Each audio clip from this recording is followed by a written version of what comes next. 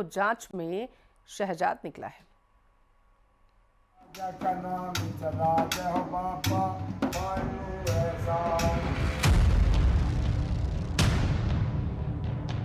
उत्तर प्रदेश के शामली से हैरान करने वाला मामला सामने आया है, जहां एक मुस्लिम युवक भगवा चोला पहनकर हिंदू कॉलोनियों में भीख मांगता पकड़ा गया। युवक का नाम शहजाद है, जो सोनू उपाध्याय बनकर खुद को हिंदू बता रहा था। कॉलोनी वासियों को शक हुआ तो उसकी जांच की गई और राशन कार्ड से उसकी असली पहचान सामने आ गई, जिसके बाद लोगों ने उसे पुलिस के हवाले कर दिया। मुस्लिम बताया जा रहा है, तो मुस्लिम हो या नहीं हो?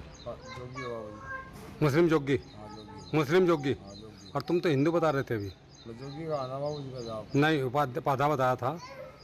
तो हिंदू जोगी हो या मुसलमान जोगी, ये बताइए।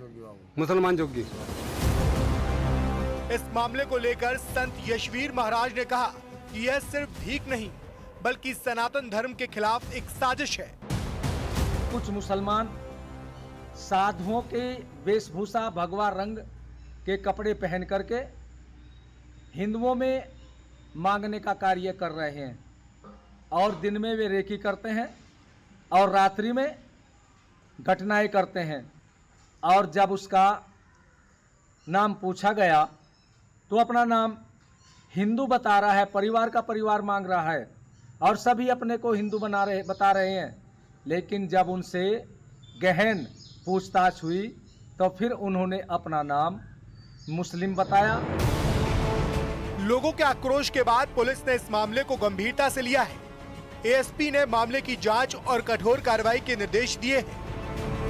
सोशल मीडिया के माध्यम से और आप लोगों के माध्यम से जानकारी प्राप्त हुई थी, कुछ लोग भेष बदलकर और या शायद धर्म बदलकर भीख मांगने का काम कर रहे हैं। इसमें थाना चिंझाना के पूरे तथ्यों से जांच करने के लिए बताया गया है। थाना चिंझाना द्वारा इसमें जांच की जा रही है। जो भी अविधिक तत्व प्रकाश में आते हैं, अगली वैधानिक कार्रवाई कराई जाएगी। फिलहाल हिंदू बनकर भीख मांगने वाला आरोपी शहजाद पुलिस की गिरफ्त में है। आरोपी से पूछताछ की जा रही है। हालांकि इस मामले को लेकर लोगों में गुस्सा साफ देखने को मिल रहा है। सावन के साथ कांवड़ यात्रा भी शुरू हो चुकी है। कांवड़ यात्रा को लेकर उत्तर प्रदेश में प्रशासन की तरफ से कुछ मानक तय किए गए थे, लेकिन यात्रा के पहले दिन ही उसका उल्लंघन होते दिखाई दिया। मेरठ में 40 फीट की कांवड़ शिव भक्तों के लिए मुसीबत बन गई। 40 फीट ऊंची कांवड़ मुजफ्फरनगर से बताया जा रहा है एक ओवरब्रिज के नीचे फंस गई थी, जिसे कड़ी मशक्कत के बाद लिटा कर निकाला गया।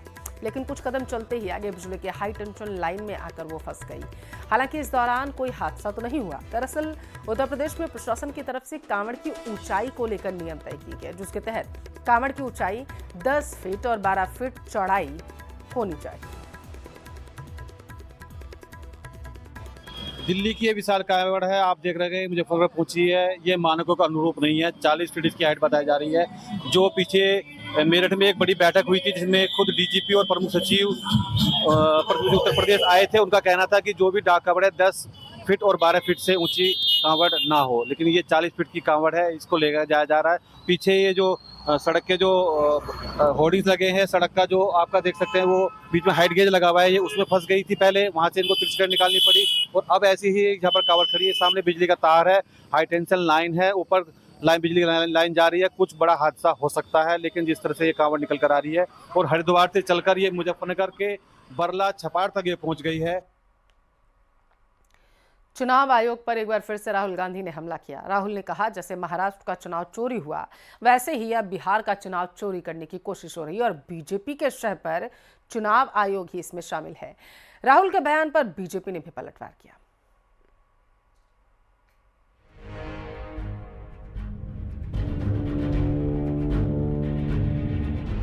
लोकसभा में नेता विपक्ष और कांग्रेस सांसद राहुल गांधी ने संविधान के मुद्दे पर बीजेपी पर हमला बोला है। राहुल ने कहा कि बीजेपी पूरे देश में संविधान पर आक्रमण कर रही है।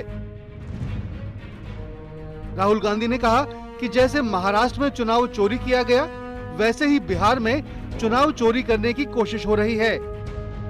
चुनाव चोरी करने के लिए चुनाव आयोग ने साजिश शुरू कर दी है। बीजेपी पूरे देश में संविधान पर आक्रमण कर रही है।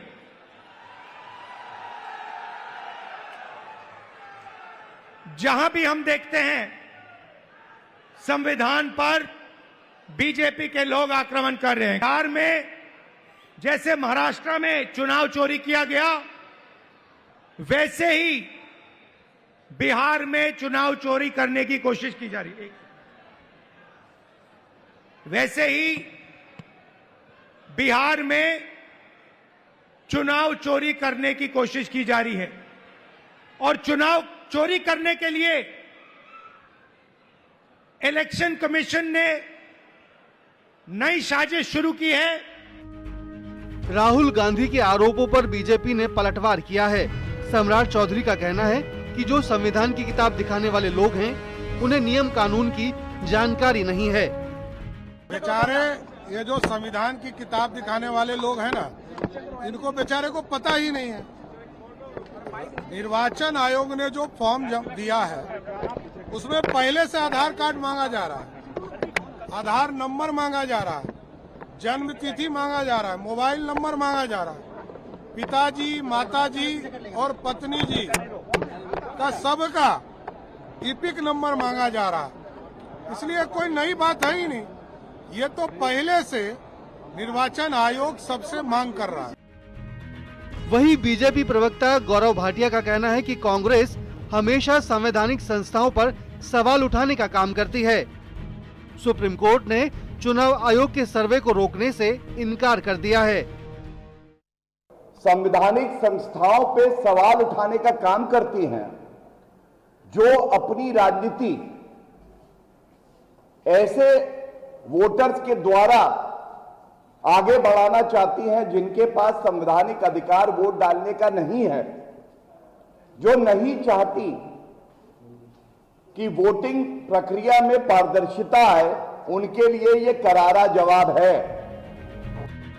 मतदाता सूची के गहन पुनर्निरीक्षण के मामले में सुप्रीम कोर्ट ने निर्वाचन आयोग को अपनी पड़ताल जारी रखने की अनुमति दी है और इस पर रोक लगाने से इनकार कर दिया है, लेकिन विपक्ष लगातार इस पर सवाल उठा रहा है, जिस पर बीजेपी ने पलटवार किया है।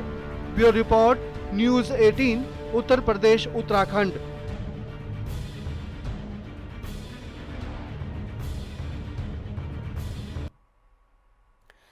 इधर पश्चिम बंगाल में बीजेपी के बड़े नेता शुभेंदु अधिकारी के एक बयान के बाद सियासी गलियारों में तूफान आ चुका है। उन्होंने चेतावनी भरे लहजे में जम्मू कश्मीर को लेकर बंगाल के लोगों से कहा कि वो किसी भी मुस्लिम बहुल इलाके में न जाएं। सवाल ये है कि अब तिरंगे के नीचे भी जगह धर्म देखकर तय होगी। हमारा पुलिस लोग फिर जाए कश्मीर में, डरने का बात कुछ नहीं है। यहाँ के लोग घूमना बहुत पसंद करते हैं और मैं चाहूंगा कि जब वो घूमने के बारे में सोचें तो चलो कश्मीर के बारे में भी सोचें। कोई बंगाली कश्मीर नहीं जाए भाई, जहाँ मुसलमान आबादी है उसमें मत जाओ। पहलगाम हमले के जख्म अभी भी हरे हैं कि सियासत की जुबान फिर से जहर उगलने लगी। कोई बंगाली कश्मीर नहीं जाए। पूरा बयान भी आपको सुनवाएंगे, लेकिन पहले ये समझते हैं कि ये बयान कैसे, कहां से और किस जड़ से आया है। दरअसल जम्मू कश्मीर के सीएम उमर अब्दुल्ला पश्चिम बंगाल पहुंचे थे, जहां उनकी मुलाकात बंगाल की सीएम ममता बनर्जी से हुई। उन्होंने ममता बनर्जी को जम्मू कश्मीर आने का न्योता दिया।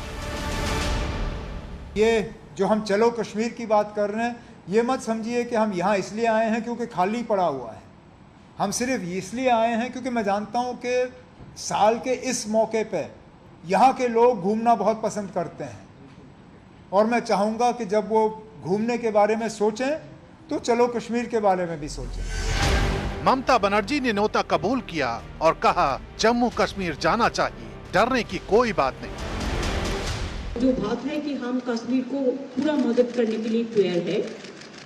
हमारा पुलिस लोग फिर जाए कश्मीर में, डरने का बात कुछ नहीं है। उमर जी तो बोल दिया कि इंतजाम वो लोग करेंगे, सिक्योरिटी बात भी वो लोग देखेंगे। साथ साथ में गवर्नमेंट ऑफ इंडिया को भी देखना है, जो पुलिस जाएगा, कि कश्मीर हमारा इतना अच्छा जगह है, इतना सुंदर जगह है, उधर में जाने और पुलिस चाहते हैं पूरा इंडिया से, उसको जाने का इंतजाम करे, उसको सिक्योरिटी दे। कि उमर अब्दुल्ला के पास सिक्योरिटी नहीं है वो सिक्योरिटी है गवर्नमेंट ऑफ इंडिया का पास। बस यहीं से उस बयान की नींव पड़ी जिस पर शुवेंदु अधिकारी अपनी राजनीतिक रोटियां सेकने लगे। कोई बंगाली कश्मीर नहीं जाएगा। जहां मुसलमान आबादी ज्यादा है, मैं देखिए आउट ऑफ पार्टी एफिलिएशन, मैं पार्टी एफिलिएशन में नहीं बोलता हूं, ये बीजेपी का एमएलए नहीं। मैं जिस तरीके से बीटेन अधिकारी का वाइफ, समीर गुह जी का वाइफ का आंसू देखा ना, मैं उनको सुझाव दे दिया, भाई जहां मुसलमान आबादी है उसमें मत जाओ। कश्मीर जाना है तो जम्मू जाओ, कश्मीर जाना है तो जम्मू में जाओ। जहां मुसलमान आबादी ज्यादा है मत जाओ, मत जाओ। अपने कपड़ा खुल के और सिंदूर देख के चुन चुन के मारा है। हमारा हिमाचल प्रदेश है, जाइए ना, देवभूमि है। उत्तराखंड जाइए ना। शुवेंदु अधिकारी जानते हैं कि उनके बयान के क्या मायने हैं, इसलिए पहले ही उन्होंने कह दिया कि बयान पार्टी लाइन का नहीं है, उनका निजी है। लेकिन सवाल तो ये है कि शुवेंदु अधिकारी ये तय करेंगे कि कहां जाना चाहिए और कहां नहीं। जिस कश्मीर को दुनिया धरती का स्वर्ग कहती है, जिस कश्मीर में हमारे सैनिक हर पल अपनी जान दांव पर लगाते हैं, जिस कश्मीर में जाने के लिए देश के प्रधानमंत्री लोगों से अपील करते हैं, सवाल तो ये भी कि कश्मीर जाने का फैसला धर्म के आधार पर क्यों? भाई जहां मुसलमान आबादी है उसमें मत जाओ। क्या शुवेंदु अधिकारी ये भूल गए कि कश्मीर भारत का मस्तक है, जहां से तिरंगा सबसे ऊंचा लहराता है?